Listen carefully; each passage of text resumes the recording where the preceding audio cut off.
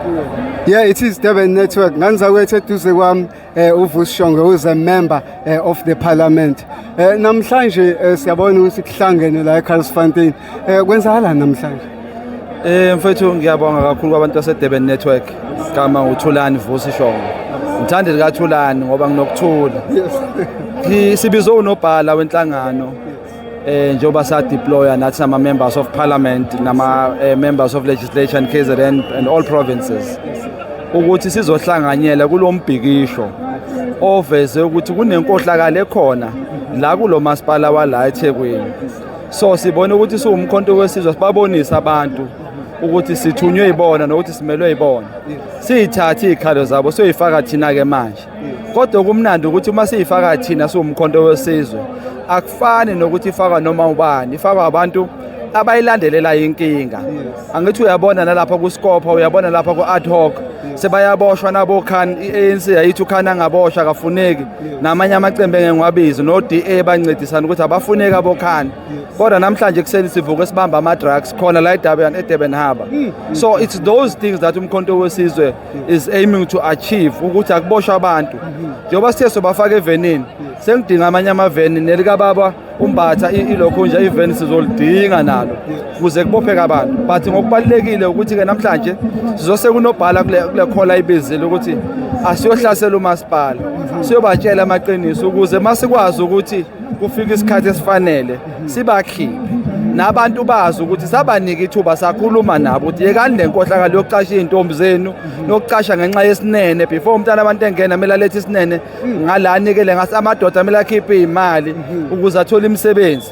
Uma sebeyithola imisebenzi kwabona abantu abaqashwe ngalendlela le ngoba aba interviewanga abawazi umsebenzi. Therefore kubiza ukuthi service delivery ngeke ibe khona.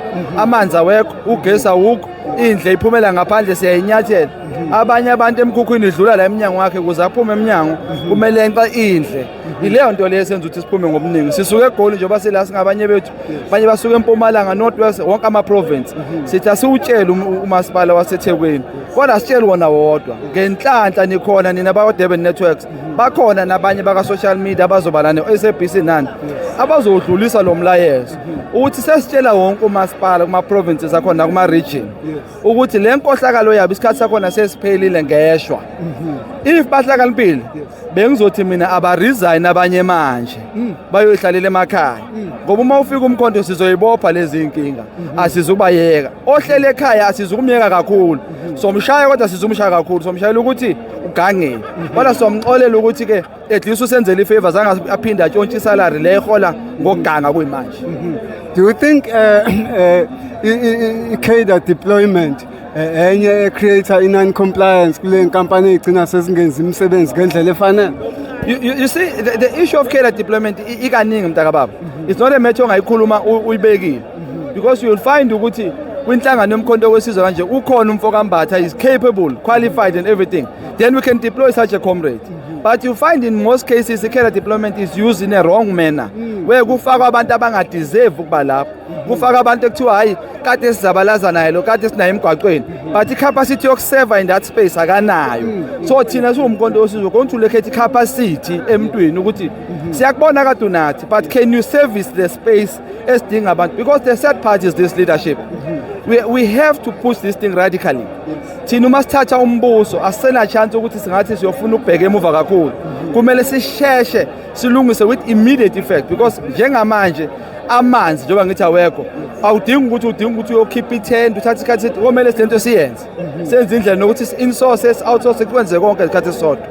Yes uPresident uJacob Zuma finally uphefumulile ngendaba yabo kufika abangena amaphepha. What do you respond to that? It's not ukuthi finally.